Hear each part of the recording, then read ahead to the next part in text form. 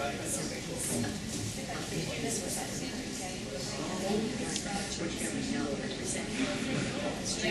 everyone. So we are trying to give people a little bit of time to get here. For some reason these things never seem to start right on time the way we'd like them to. We have quite a few inductees tonight. So that's why it was important for us to make sure that we waited for those people to arrive. But I feel like we need to start. So that's what we're going to do. And then people will trickle in, perhaps, while we are going through the events. So first of all, let me thank you for coming and welcome you to the 7th induction of new members into the Xi Gamma chapter of Sigma Kappa Delta here at Broward College North Campus. And my name is Ariana Bianchi. I am the faculty advisor to Sigma Kappa Delta and an English department faculty member.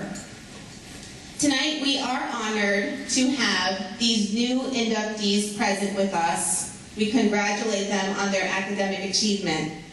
And we are also honored to have the family and friends of our inductees present. Thank you for coming.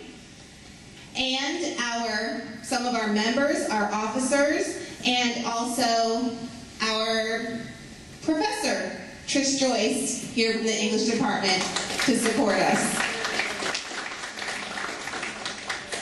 And we're all gathered here today to welcome our new members into Sigma Kappa Delta, a society that promotes an interest in literature and the English language, fosters an appreciation for critical and creative writing, and distinguishes students for their literary accomplishments. I'd like to introduce the officers. Please stand when I call your name. Stephanie Newbert, our club president.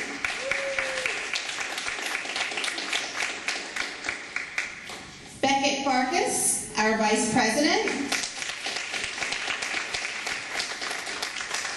Samia Nasser, our secretary. And Harrison Barris was here because it took, some preparation to get this room ready. So he was here earlier, but he departed, I guess, to attend to some matters, and he'll be back in a little bit. Harrison Barris is our regent, responsible for spreading Sigma Kappa Delta through the college and the community and recruiting new members.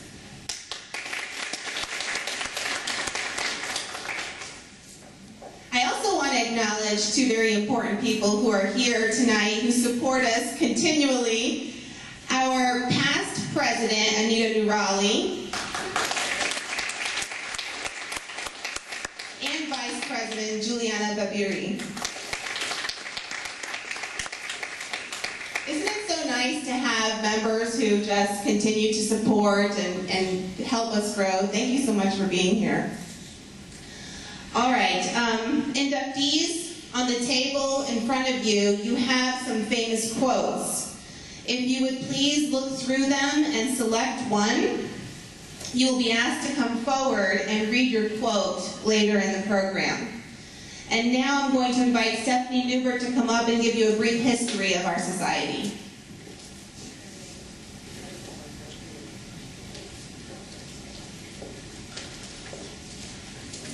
Founded on April 21st, 1996, Sigma Kappa Delta has its origins in Sigma Tau Delta, the National English Honor Society for four-year colleges and universities.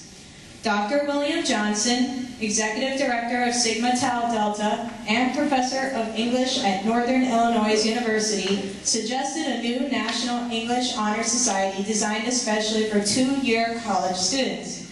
This is Sigma Kappa Delta. Inductees. Membership in Sigma Kappa Delta outwardly recognizes your accomplishments. By qualifying for membership, you have proven to be of a high caliber in the study of English.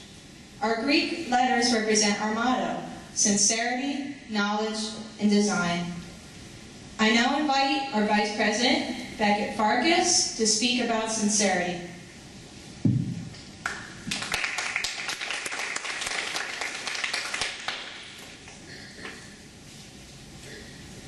Thank you, Stephanie. Thank you, Stephanie. George Orwell once said, "For a creative writer, possession of the truth is less important than emotional sincerity."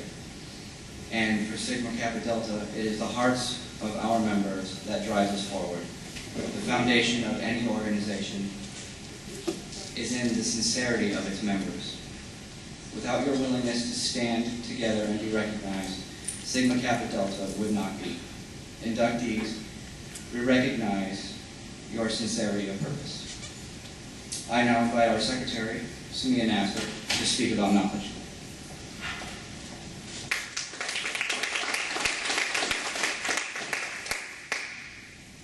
Albert Camus once wrote, "After all manner of professors have done their best for us, the place where we are to get knowledge is in books."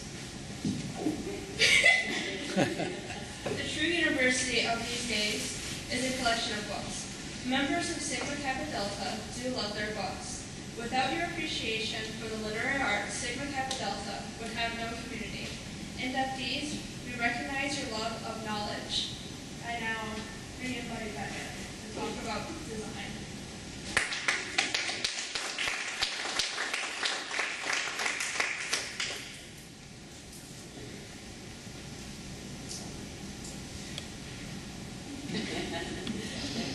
I feel too much like a rock star if I take it off. Okay. William Shakespeare wrote, "As many arrows loosed several ways, fly to one mark. As many ways meet to one small town. As many fresh streams meet to one salt sea. So many 1,000 actions once afoot. End in one purpose, and all well born without defeat." We are like arrows, traveling from many directions, but with one destination. We come from diverse backgrounds, have different interests, and will choose different majors. But as members of Sigma Kappa Delta, we follow a grand design and gain strength toward our ultimate goals. Now I invite Ariana Bianchi to come back up, please.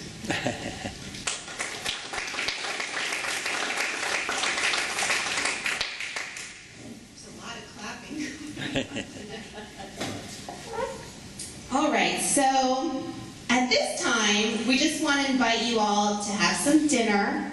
We did provide some food over there for you. And in a few minutes, we will be inviting our guest poet to the stage for some awesome entertainment. Please help yourselves.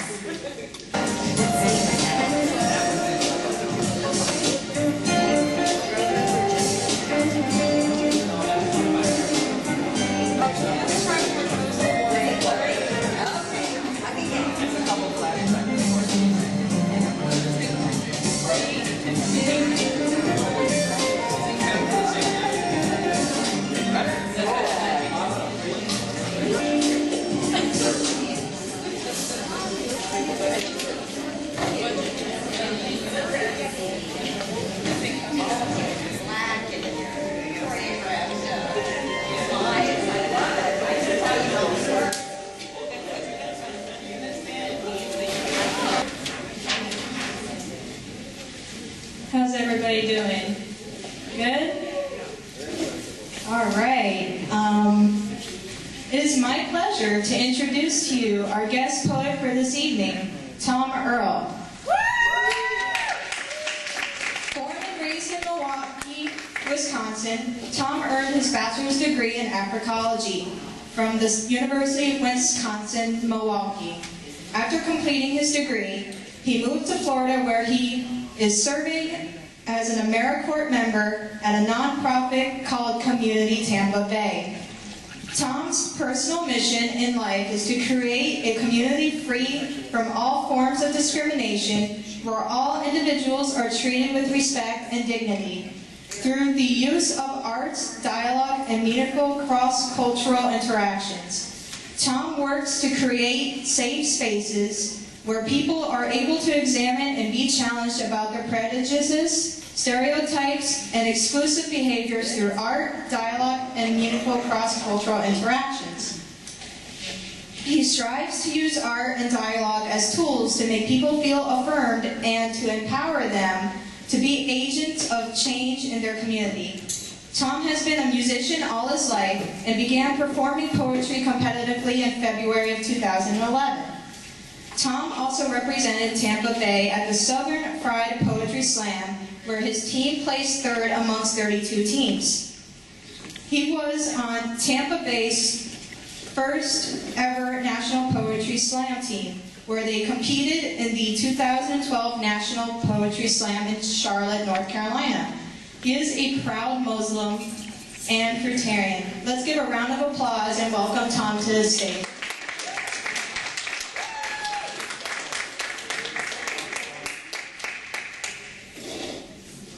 What's up, everybody? How are we doing today? Yeah, that's good energy. That's what we need. Let's just take a quick lesson. So how many people have heard spoken word poetry or slam poetry before? Okay, we're going to have to do a quick crash course. So it's a little bit interactive, okay? So if you like something that I say, I want to hear you while I'm performing. Let me know you like it. So there's a number of ways you can do that. One, you can stomp your feet. Everybody stomp your feet. There we go. That's one way. Another way, these tables, you can just give it like a nice pound. Everybody just give a real gentle pound to the table. There you go. You can snap. Everybody try to snap. If you're a big fan of keys, you can jingle your keys. Okay? Otherwise, you can use your voice. It's like, oh, what? No. Go in, poet. These are all things you can do. Okay? There it is. See? So, because usually, like, if you go to a poetry competition or when people are doing slam poetry, it's loud. Like, people are yelling back at me. They're letting me know how they feel. Okay? So feel free to give me feedback while we're going along. Okay? There it is. That's good. That's a good job. That's a good job. Okay, if y'all ready for a little poetry, then we say, yeah. Yeah. If you're ready for a lot of poetry, then we say, oh, yeah. Oh, yeah. Okay, here we go. Have you ever had reason to believe that you were in the presence of a demon? Because contrary to what you were taught as a child, evil doesn't always appear brutal and vile. It most often enjoys wearing a magnificent, shimmering smile like sunshine on winter days.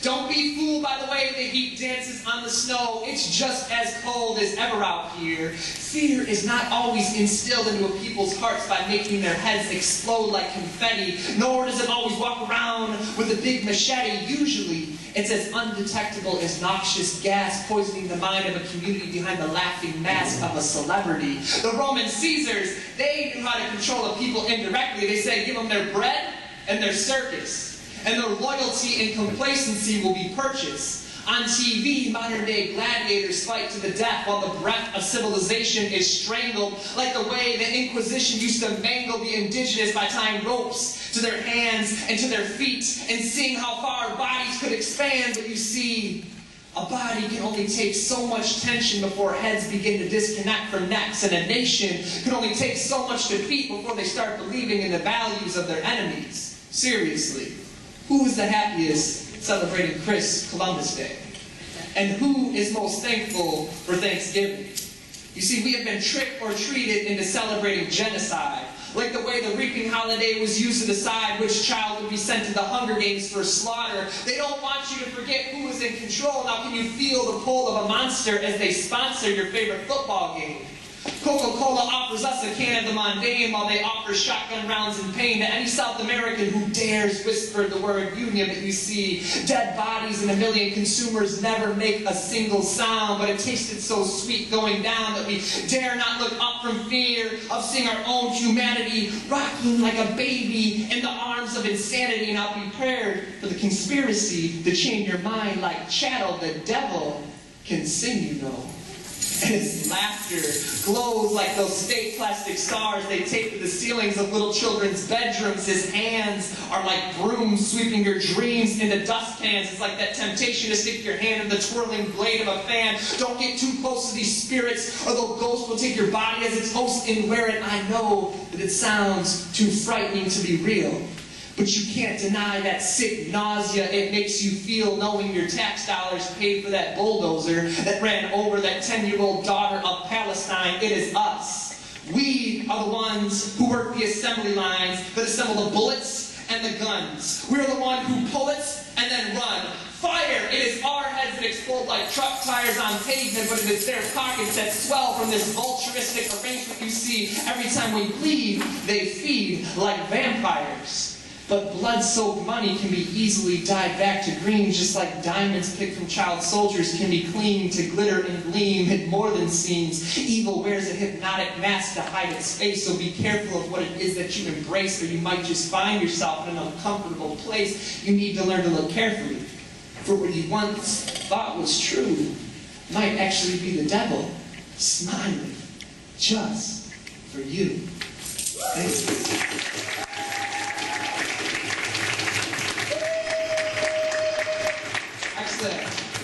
So hopefully that gives you a little taste of what you're in for. If you're like, oh my God, nobody told me he was going to be talking about this. My apologies. So usually, like I said, I'm a slam poet, so we get exactly 3 minutes and 9 seconds to come on the stage and speak to you. So as soon as I start talking, the clock starts. Anything over 3 minutes and 9 seconds, I get a 0.5 time penalty. So it's kind of fun that I can actually talk and someone's not like, so I can give you little intros to my poems and make you feel like I'm more than just a machine up here reciting wonderful poetry. So has anybody ever heard of an African griot or griot? Yes. Is that how you pronounce it? Yeah. Okay. So it's a tradition of telling history or telling stories about your culture through storytelling. So this is my attempt at doing that with a poem and also addressing a misconception in our understanding of history. There's been a recent movie put out on a political figure. Has anybody ever heard of somebody called Abraham Lincoln? Okay. Has anybody heard the whole thing that Abraham Lincoln set the slaves free? Who's heard this? Raise your hand if you heard. Who's heard Abraham set the slaves free? So I've heard that somehow people got this idea in their head. So I decided to write a poem to kind of clarify this. So let me know if I did my job. You see, Abraham Lincoln did not set a single slave free. Study the slave revolts in Haiti, that's liberty. Picture Harriet Tubman traveling back into the belly of the beast to help someone escape, but they're trying to say it's really not that bad and that she can just go ahead and let them be in slavery. But it was in times like these that she would put a gun in their face and say, "Get up now, we are leaving this place. You may be enslaved, but you ain't no one's slave. Now you'll be free or you will die because time is ticking and this gun is loaded. Now decide." This is a true story. How do you think her brother got free? Y'all ever heard of John Brown? John Brown organized open and armed rebellions against the federal government and anyone else that supported the institution of slavery. That's why John Brown is known as the father of American terrorism, for he was a white person challenging imperialism. But unfortunately, these weren't my bedtime stories. Instead, I was put to sleep with tales of Abraham Lincoln, always failing to mention how he was actually thinking and said, "If I could save the Union without freeing a single slave, I would do so. I am not now, nor will I ever be, for the social or political equality of the white and black races." So I guess there's some miseducation in our understanding of history. They never told you and me how African slaves rebelled each and every day in brilliant and unlimited ways. I mean, tell me this. Why was drumming outlawed if it wasn't screaming freedom out loud? Africans on plantations from all different nations would form community identities in rebellion and protection against slavery. Maybe if we knew this history, we'd better understand what Tupac Shakur wanted thug life to be. For Pac developed thug life around Black Panthers who taught him that traditionally a thuggy is any person in India who opposes British oppression and slavery. Now it is a beautiful concept proposed. But without education, this component of thug life remains hidden and buried like dead bodies shot by thugs' guns, demonstrating the consequences of mental slavery with each slug slung. But these are merely just the chain reactions of emulating the heroes we were given, not realizing these very heroes can't stand the fact that you are living. I am living. Where is our knowledge of people like Huey P., Noble Drew Ali, Marcus Garvey saying, "Up, you mighty race," David Walker's appeal that we pick up the pace, Malcolm X telling them right to their face while Assad Shakur is being offered a safe place, Langston Hughes making you proud of your beautiful hue. Maya Angelou saying, yo, I know why that caged bird sings. Steve Biko and Queen Candace trying to fight the madness, while Billie Holiday and John Coltrane sing us through the sadness. Now picture Kwame Nkrumah in your mind, because he's trying to remind capitalism is merely just a gentleman's version of slavery. So you see, to me, Abraham Lincoln did not set a single slave free. Freedom is Harriet putting that gun in your face saying, what will it be? Freedom or death? Peace. Yeah, y'all having a good time with me? Say, I'm having a good time. Y'all having fun with me? Say, oh, yeah. Y'all gotta try it. That was a practice run, okay? Warm up the throat, warm the throat. Ready, here we go. If you're feeling like you're having fun with me, say, oh, yeah. Oh, yeah. That's a little better, that's a little better. Cool. How's the volume? Am I too loud for anybody? No. Good. Cool. So, has anybody ever heard of the Great American Teach-In? Have you ever heard of that? Pretty sure it's like a Florida-wide thing. So what it is that high schools have different people from the community come into their school and talk to them about what they do for a living. So I went to a high school today, and I was telling them about the nonprofit I work at. I work at a nonprofit called Community Tampa Bay, where we work to end discrimination by cultivating leaders to change their communities. And we were talking about this concept of a mirror. Who knows what a mirror is? What's a mirror? Who can tell me what a mirror is? A reflection. So sometimes we see society like a mirror, right? We only see people who look like us, whatever that might mean to you.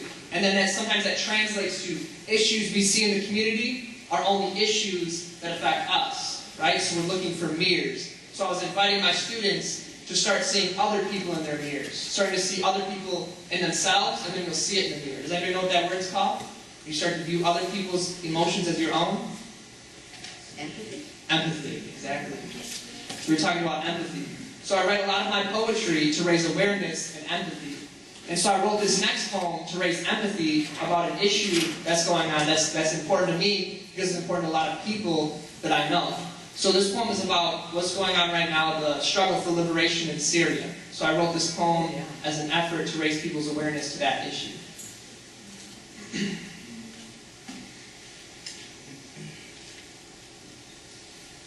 Life can be far more frightening than any nightmare or movie could ever be when you're living in places like Syria.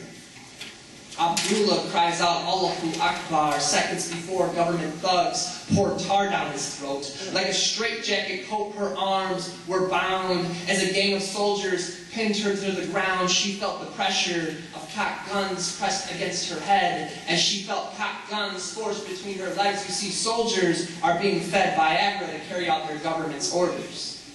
You see, in Syria, rape and torture are being used as weapons of war, and yet countries like China and Russia continue insisting we should ignore these crimes against humanity, valuing their money over other people's lives. Now close your eyes and visualize that the world has gone completely dark, except for those lightning flies that are filling up the skies in the form of bullets that fly by. Tears cloud your eyes, pain brings you to your knees. You scream out, Ya Allah, please! Because you see, crossing the street is a matter of life or death in Syria, and it's heightened by the hysteria that across the street is the food you need to eat. And should you grow so bold as to step out of your home, snipers lie in wait to demonstrate how artistic it can be, painting nightmare scenes with your brains on the concrete. But click, I changed the channel. You failed to entertain me. You see, you got to compete with my apathy. For our sense of safety, it is so misleading. I mean, honestly, I don't even feel safe reciting my poetry. What with the way political rhetoric today is targeting me. I mean, last year, when I was agnostic, they called me an activist. But now that I'm a Muslim, they're calling me a terrorist. You see, it's a strange and twisted phenomenon. Our nation has this fascination with torture and death. I mean, can someone here explain to me, how has movies like Saw become a blockbuster hit 7 times? And what's worse is we're waiting in line to pay them money to watch people get bloody. So now when we hear real-life accounts of torture and death, I'm having flashbacks back to dark rooms with popcorn in my lap and soda in my hand rather than taking a stand. So while I'm updating my Facebook status and going to soccer practice, the streets of Syria run with blood. My thoughts are like a flood when I get to thinking, and I got to thinking and I found a solution. So in a letter, I wrote my conclusion, and it may not resurrect the dead, but I'll read you what it said. I wrote, Salam alaikum, my dear brothers and sisters in Syria. Maybe if your wounds bled oil, the world would intervene. But until then, you're on your own, it seems. Regretfully signed by me. You see, I worry that without a monetary incentive, there will be no intervening in Syria's bleeding. But remember, in times of conflict, being a bystander means you stand by the oppressor, not with the oppressed. There is no neutrality, so next time you try escaping reality, remember, life is far more frightening than any nightmare or movie could ever be, especially when you're living in places like Syria. Thank you. So I hope that comment makes you Google Syria, watch one video, just make an intention the night before you go to bed, that whatever, thing greater than yourself you believe in, just make a quick intention that, their struggle for liberation is complete, that means a lot to me. Does that sound good? Are y'all having fun today? Is this fun? Cool. If any of my poetry you're like, this dude, I got a poem to pick with that guy, I would love you to pick that poem with me. I would love the dialogue. I believe in the transformative power of dialogue, where we talk about and try to reach a mutual consensus based on understanding rather than debating our issues. So I use my poetry as a means to create that space for us to talk about issues where there's usually not a platform for us to talk about these things. So that's the point of it. So if you want to talk to me about any of that, I got my cards on that table by that fruit container. You can grab one, you can email me, like, so what I need y'all to do real quick is say, I am beautiful. Let's try that again. I am beautiful. Let's try this one. I love my body. Right? So I wrote this poem because I feel like we grow up in a society where it's kind of hard to say those two things, right? Without there being something to add on. Like, I love myself, but I mean, I could, lose some weight, or, I could gain some weight, or, I love myself, but, like, if only I could, you know what I'm saying? Something you could add on to there. So I wrote this poem about my own internal struggle trying to say that without lying to you, because I figured if I'm going to be up here and make y'all say it, I should have said it before I meant it. So I wrote a poem time exploring that, and that's what this is about. Y'all feeling that? If you're feeling that, let me hear you do a little drum roll. Let me hear you do a little drum roll.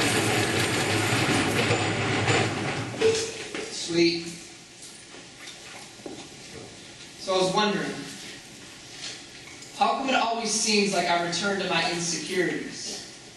Like they're a blanket and I'm cold. I always seem to wrap myself in their fold, but a truth be told, it doesn't leave me feeling very whole. Internal conflicts leave me feeling cold like a saint in fasting.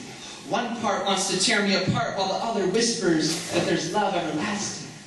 But it seems like I'm gripped by that fist of suffocating despair, so I try to count the blessings in my head, but you know how that list goes. When that desperate shadow grows, your list, it doesn't get you very far, and pretty soon from afar you sound like that drunk at the bar murmuring into your cups. Why? Why does it always seem like I return to my insecurities? A part of me knows this comes from growing up in a society where logically no one can ever truly be enough. Never rich enough, or smart enough, or dumb enough, or pretty enough, or skinny enough. Sacred standards of beauty we all take on as our personal duty to emulate and incorporate into our lives and subconscious minds, giving rise to our values and actions. Just pay me a compliment and watch my negative reaction. Even though when we're asked, why is what's considered beautiful, we all get so defensive and apprehensive because we know deep down inside we're defending a lie. That's why when I look in the mirror, I silently cry, cursing my skin and my face and my hair and my nose. You know how the list goes. It was just an offhand comment someone made, and then it set off this spark in my brain, and now every time I look at this reflection of mine, it's my deformities I see staring back at me. So now it's time for the protein shakes, diets, and pushing and pumping the weight so I can push away my internal self-hate as I struggle with different rates of anorexia. I'm telling you, men struggle with it too, but we're supposed to be tough, so I can't ask you for help when the going gets rough, so I just pray, please call me on this masculine bluff, because right now I'm feeling like I can never be enough. So like I said, how come it always seems like I return to my insecurities? But y'all know what I've been realizing as I've been staring into all of your eyes? That you are truly the definition of beauty. Just the way that you are too. Let me tell you, if a shooting star was to come sailing across the sky, I'd just let it pass by. I'd rather take the time to stare deep into every one of your eyes and let you know that not only are you from head to toe the epitome of beauty, but you are also full on brilliance. Your mind has the power to change this world, so not only are you dead sexy and a genius, but I love to hear your laugh. I love seeing the infinite ways you express that magic flowing through your brains. I love your smile. I love your style. To know strength is to walk in your shoes for a mile. I appreciate it all, and I appreciate every single one of you. And so here's my epiphany. For you see, in these moments of sincerity, I had a moment of clarity. For by expressing the infinite ways I love all of you, I began to believe for the very first time that I truly and dearly, and very importantly, I also love me. Thank you. My mom likes that one. Can you give my mom a round of applause? My mom's like, why you gotta do all those angry parts? Why is it always gotta be angry? And then I do that one. She's like, yeah, okay. You are kind of good. And then I do another political one. She's like, so I always gotta make sure I include that one just in case somebody like my mom's in the audience. So that one was for you. Cool. How we doing on time, Steph? Pretty good, another 10 minutes. Sweet. Give it up for listening to me for another 10 minutes. Yeah! So this is what I've been trying to plan. I've been trying to plan this out, okay? I've been trying to plot my escape, okay? So I'm looking for a clean slate to make my escape from a world drowning in suffering.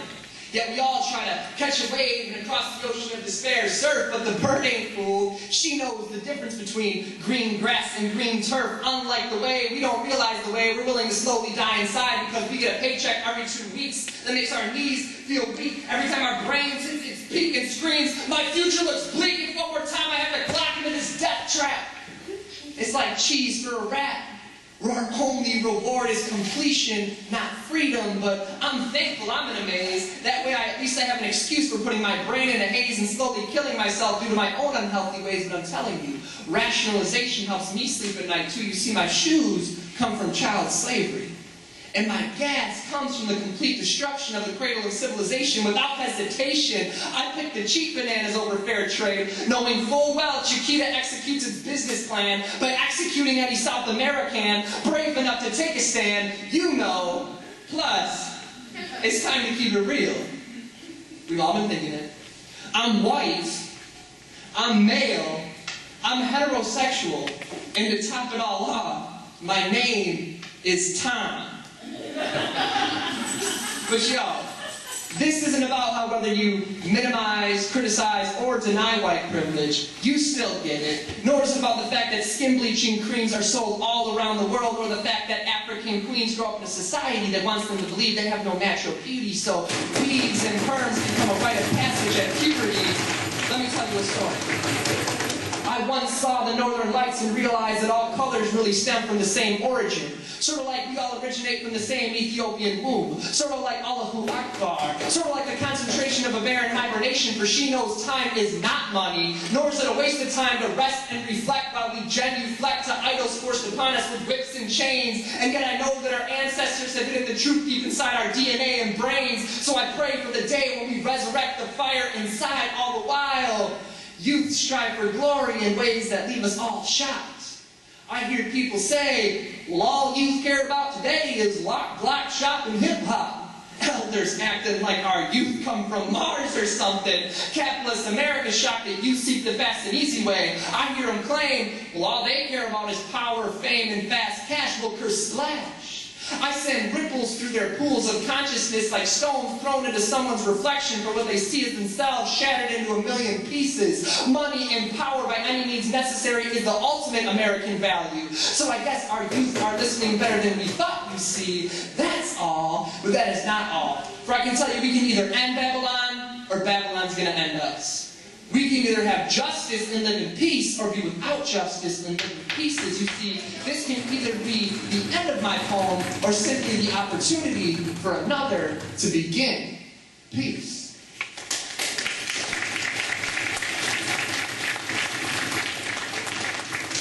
I try to say peace at the end of all my poems, just in case you're like, la la la la la, oh, he's done. I'm like, peace. You're like, oh, okay, that's what it's about. Right? So if you take anything else away, just take that last part, peace. I'm trying to promote peace, even if it sounds like, he's so angry. I am. Let's keep it there. So this one's near and dear to me. I feel like the most recent poems that I have written are most nearest and dear to me, but I do like this one. So has anybody drank water today? Yeah? Everybody drink water? Anybody ever wonder, like, when you turn on your faucet, where all that stuff comes from? Anybody ever wonder? Try not to wonder. It's convenient, right? I can turn it on. It's got one of these levers. Like if I want it hot or cold in my shower, that's pretty cool, you know? You gotta think about that. I don't know if you know this, but when they search the universe for life, they look for water. Because water is the very foundation of existence. But scientists have been trying to tell us that in the next 50 years, for the first time in human history, we will have overconsumed and polluted all of the water on this earth. Now for some, that may sound as unlikely as if I were to have just said that the moon is going to collide with the sun, but unfortunately for everyone, this is not something we can just overlook. So let me make it a little bit more attainable. You see, less than 1% of the water on this earth is available for drinking, which is quite scary when you start thinking how manufacturers use over 300 billion gallons a day, or how it takes 1,400 gallons to make every single quarter pounder and french fry order from Mickey D's, or the fact that in the middle of nowhere there's this desert called Las Vegas. And to provide the world with entertainment, they use over 1 million gallons of water a day, which is quite insane when you compare that to the fact that half of the schools in this world do not have access to clean drinking water.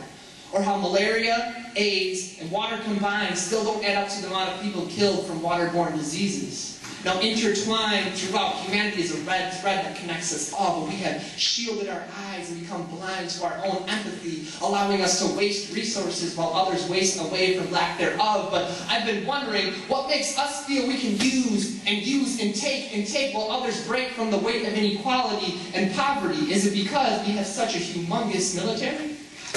Or maybe it's because subconsciously we still believe that we are the civilized and they are the savages, justifying in our mind our need for water parks while water shortages ravage through countries we've tried our best to put out of sight and mind. When investigating major crimes, the FBI will tell you to follow the money.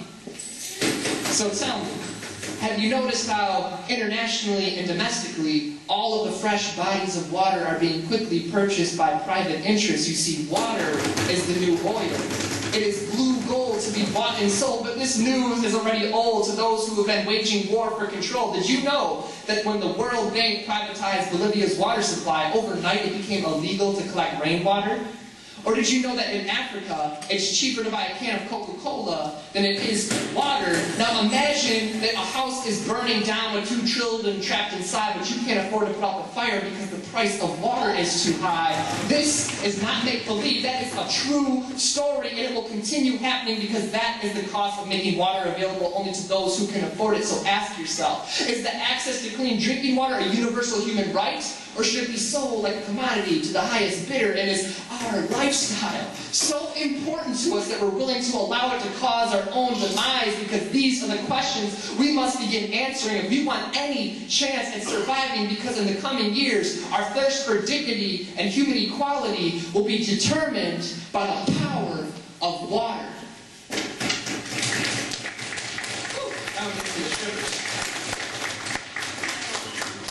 We got time for 2 more? Yeah. Who's heard of Michael Jackson? Not me. Fair enough. Fair enough. Has anybody ever heard the song? Oh, say that. So I was picture that. I was wearing clothes. I was in my shower wearing clothes, and I was like singing that song in my head, and then I started thinking about what was MJ really trying to say? You know, what was he really trying to say? So then I kind of was like, well, let me see what MJ was trying to say, and let me write a poem about it, and then let me recite it to some people down in what's the name of this? Coconut Creek. I was like, and someday I'm going to read it to people at Coconut Creek, and they're going to love it. I was just love that whole thing that played out. See? I'm going to move over. And I was like, then I'm going to move to the left. Okay. So you see, how many people have heard of Wall Street? Okay, I want to make sure I don't want anybody to be lost on the first line.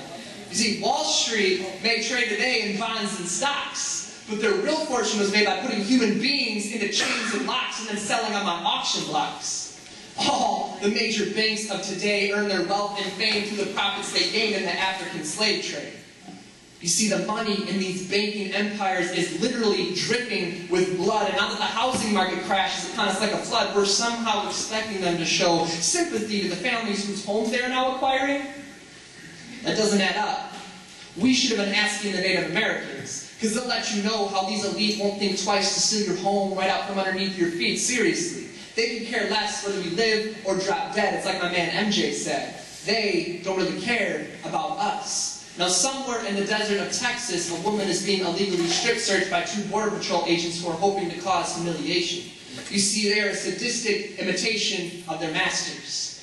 Propaganda machines repeat dehumanizing concepts like illegal alien. Like a human being could somehow be illegal simply because of where on this earth they are standing, but I caught their meaning because I listened carefully. What they're really trying to say is, we'll take your land, we'll take your labor, we'll even take your culture, but we will keep you caged like an animal on your side of hell, but perhaps hell can be found on our side as well. You see, I see the way sealed lips wish to keep nasty secrets like Prescott Bush, IBM, Ford, General Motors, and General Electricity, and many major other corporate and political families. They all had a hand in bankrolling the Nazis. And now these same names are traveling the globe buying what is not to be sold, fresh water.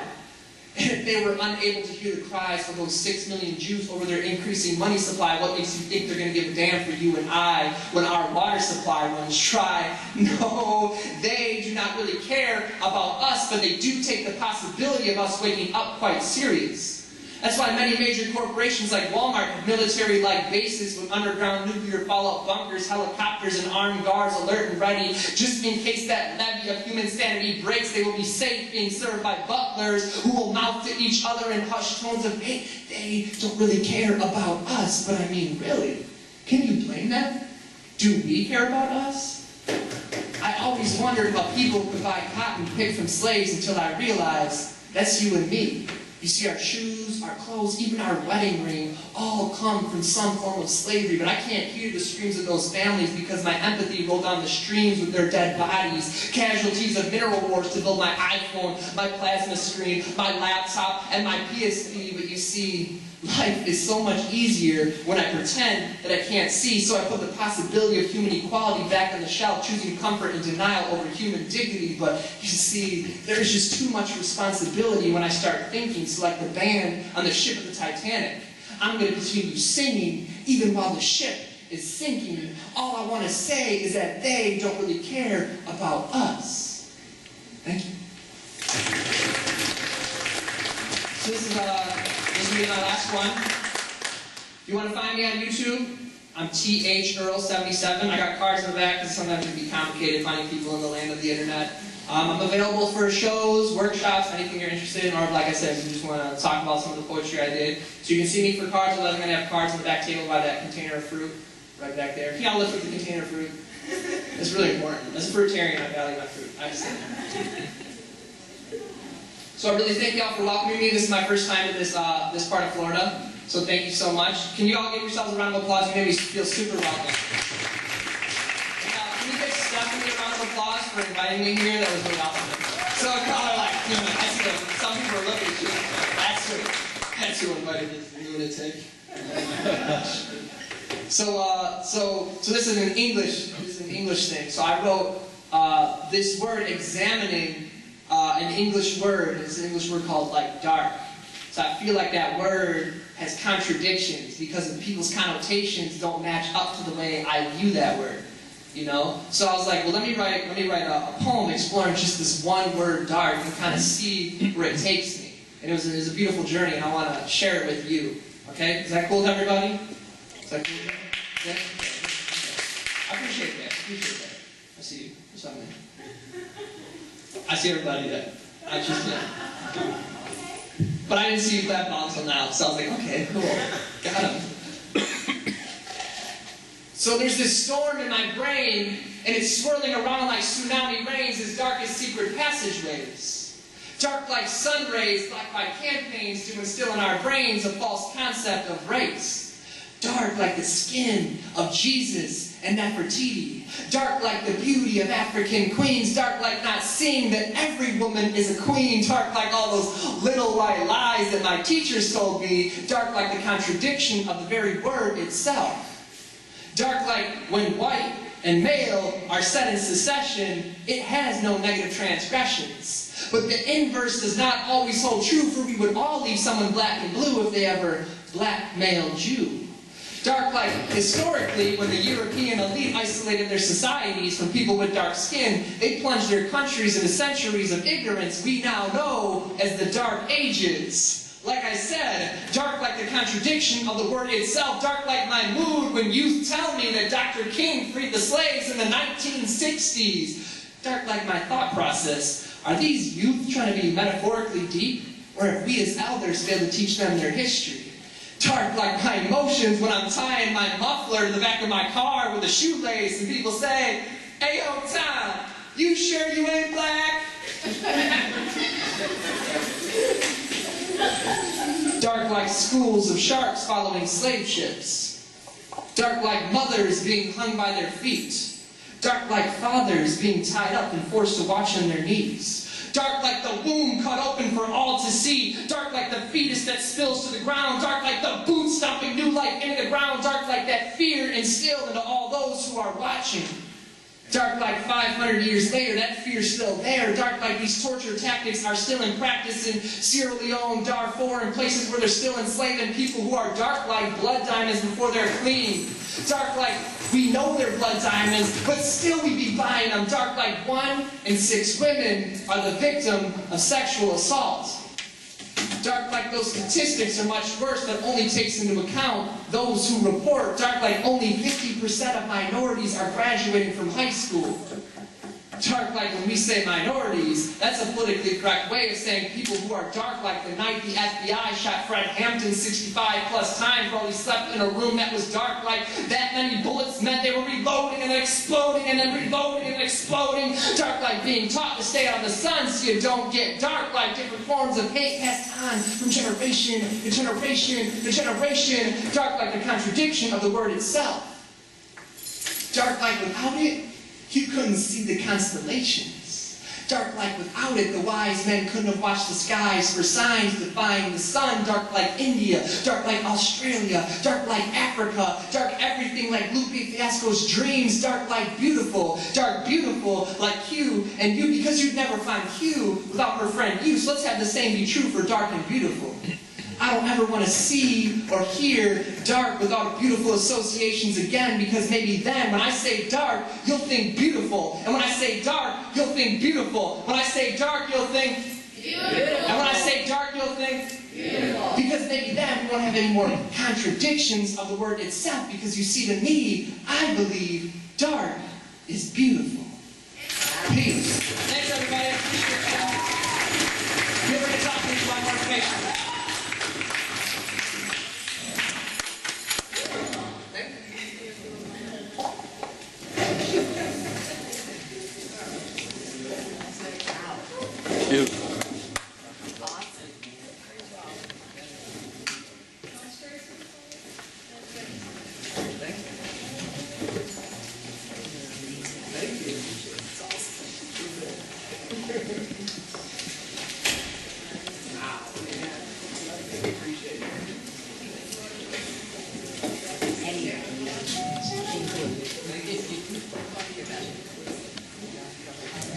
I want to thank Tom Earl for that amazing poetry performance.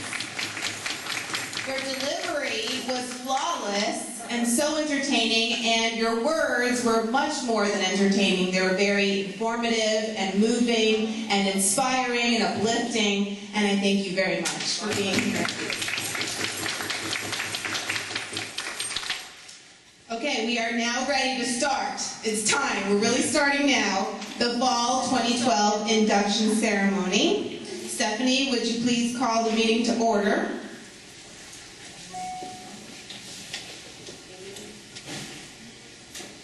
Are you all ready? Yes. The meeting of the Xi Gamma chapter of Sigma Kappa Delta is called to order. Officers, please stand, or continue standing. Inductees, please stand.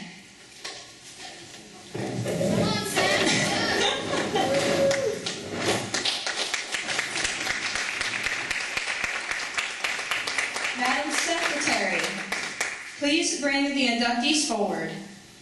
Inductees, please have your coat in hand and join us here at the front of the room.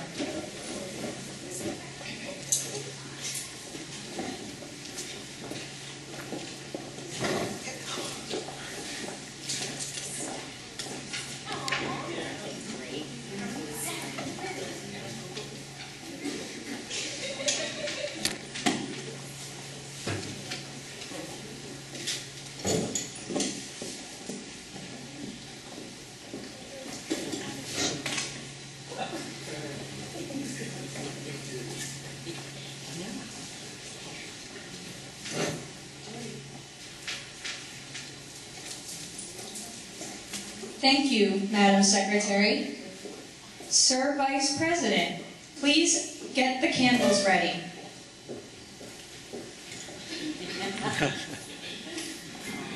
They're so wonderful. I don't know what I would do without them.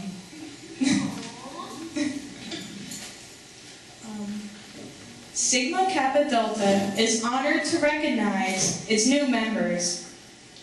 Please come forward, say your name, then read your chosen quote. As you leave the podium, you will be given a candle.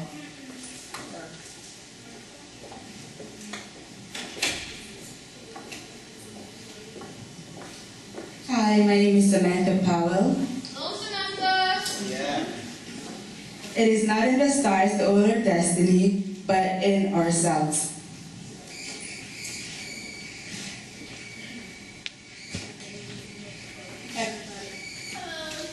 Hi everybody, I'm Stephanie. Hey, Steph. Always do what you're afraid to do.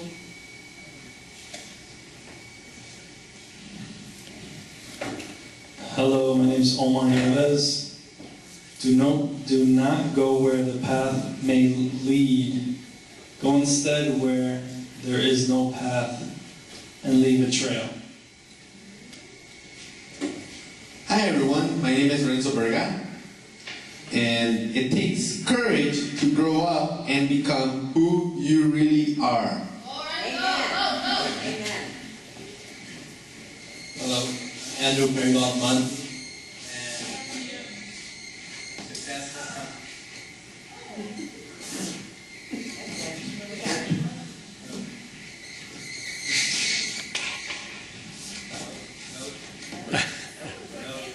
Hello.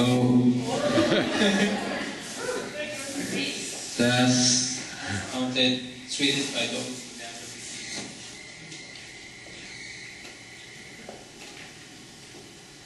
Hello, my name is Brian Barnes. The chief event of life is the day in which we have encountered a mind that starts with us. Hello, I'm Chris Mercer. Hey, Chris. I've learned that to be with those I like is enough. Hi, I'm Brianne Thompson, and to be nobody but yourself in a world which is the best, night and day, to make you everybody else means to fight the hardest battle, which is any human being can fight and never stop fighting. Good, yes.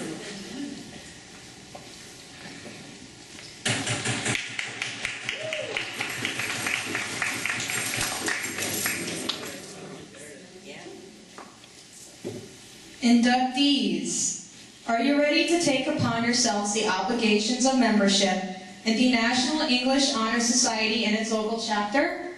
If so, please answer, we are ready. We are ready.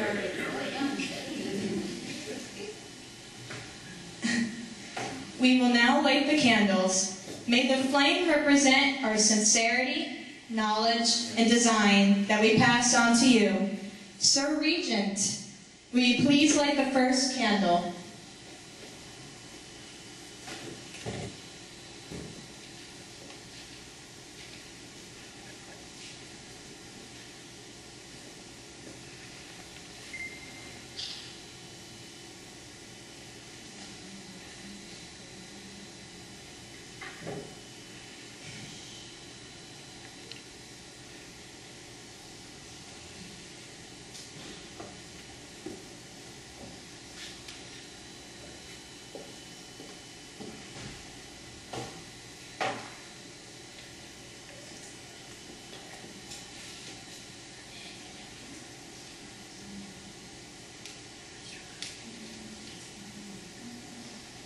Inductees, please repeat after me. I shall endeavor to advance the study of the English language and its literature, to encourage worthwhile reading, to promote the mastery of written expression, and to foster a spirit of fellowship among those who specialize in the study of the English language and its literature, ever keeping in mind the motto of our society, sincerity, knowledge, and design. Please blow out your candles. Let's give our new members a round of applause and congratulate them on this accomplishment. Welcome to Sigma Kappa Delta.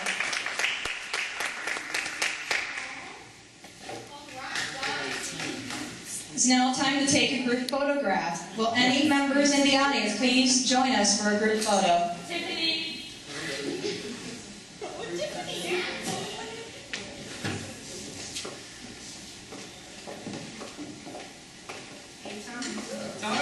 Tom. Yes.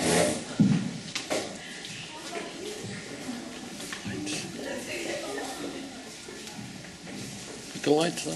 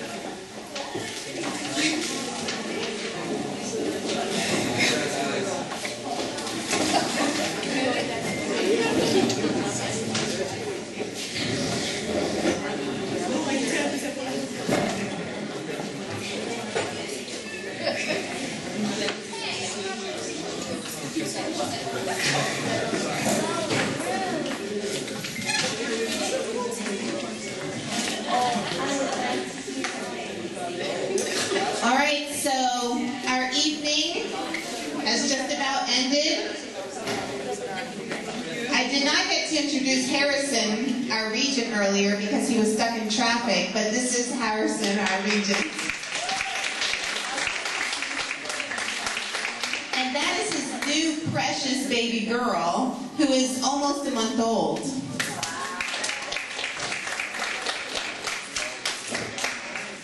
I just want to say congratulations to our new members. I applaud your academic success, and I hope you continue to shine and go places. We do have certificates and pins for you, so sometime next week or anytime after next week, please stop by the English department for your certificate and pin. I was hoping it would be here by today, but didn't get here in time. And I want to acknowledge Juliana for a moment. She's going to come up and say a few words about what Sigma Kappa Delta means to her or how it has benefited her. Juliana, as I mentioned earlier, is our former vice president, and she no longer is at the 2-year level. She has gone on, and I'll let her talk a little bit about what it means to her and perhaps what it might mean to you.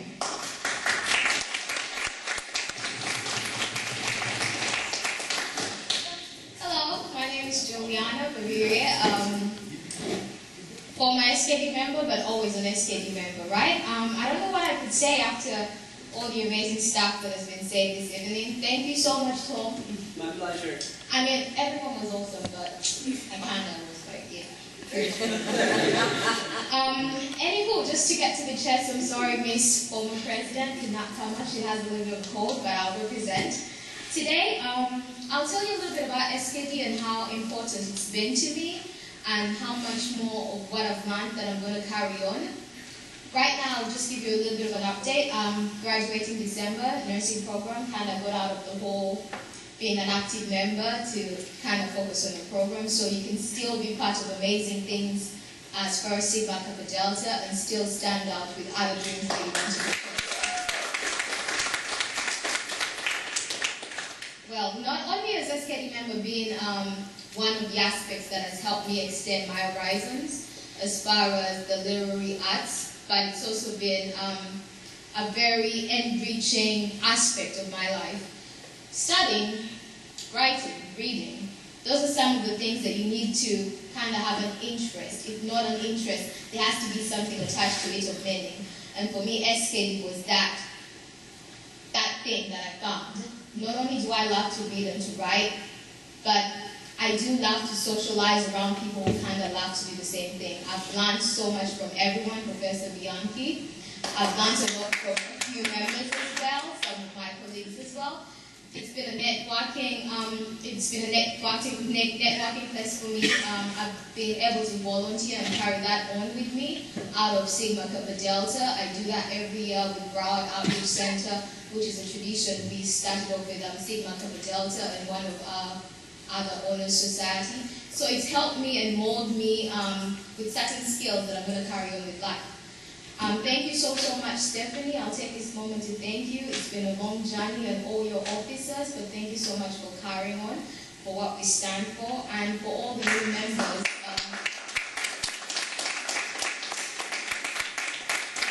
It's a challenge for you, but when I say challenge, it's not a negative notation. Challenge, it's a good challenge. Challenge yourselves to learn more. Challenge yourselves to read more. Challenge yourselves to love more. Love more what SKD has to offer, because you have to seek in order to find. So do that. Let SKD be the avenue that we're going to take through. Take all opportunities, whether it's club outreach, whether it's through other clubs that you have to come in collaboration with to do something. Please do that, because you just never know who you're going to meet along the way, who's going to probably take you farther ahead, besides you loving the whole literary arts and everything that comes with it. I won't say much this evening, but thank you so much for coming out. Congratulations to everyone and a great evening.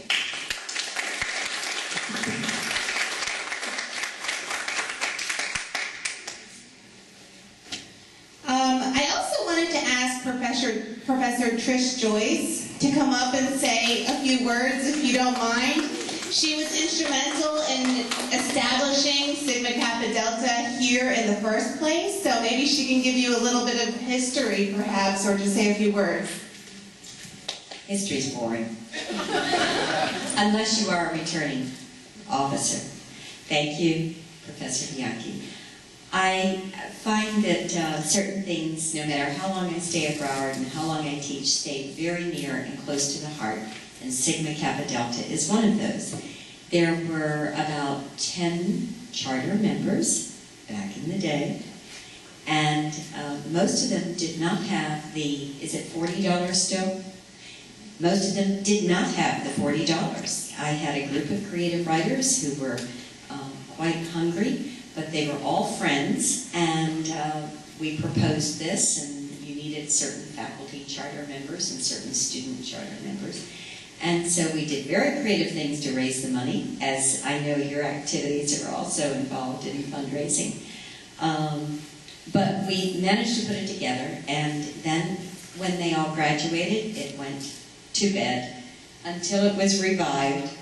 And I am so thrilled every time I come to one of these to hear how thriving both your leadership is and your activities. And you know, we're not a residential campus, and to keep the life of the campus from being more than a parking lot, we need SKD. We need the Banned Books event. We need the trips to Oregon. We need the leadership training, the outreach, all of the things that you all have worked so hard for, because what you do enriches everyone. And most of all, as an English teacher, we need the letters in our lives. We need the liberal arts to keep us broad in our thinking, current with social action. And Tom, what can I say? You are an English teacher's delight, but more than that, you spoke to everyone in the room through your inclusivity, your social consciousness, and your amazing delivery. As you said, it was flawless. My hat's off to the people who nurtured you, for your talent to be with us tonight. So SKD, I love you all. I'm so happy and proud of all the new members. And I really want to do a shout out to my former student, Brian Marks, and to my former learning community associate, Harrison Barris, and his beautiful family and beautiful new little girl. Let's hear it. Give it up. And Professor Bianchi, is she not the best? Do you not love her?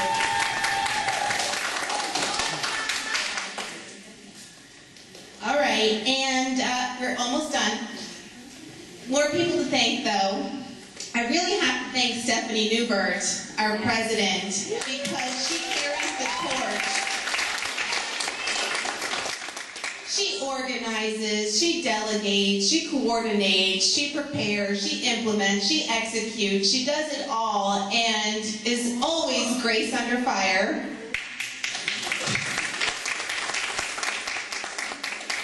She had big shoes to fill, actually, following Anita Nurali's departure, and she has filled them so graciously. I just want to thank you, Stephanie, so much. Stephanie and her team, Samia Nasser, Beckett Farkas, Harrison Barris, everyone came together early in the day to prepare for this event. And I just want to thank all of you so very much for doing that, for our new inductees and for all of us tonight. And the last group of people I want to thank are the family and friends who support these members, who encourage them, who want them to achieve their dreams, and who are here tonight because you love them and because you support them. So if the family members and friends would please stand, I want to give you guys a round of applause.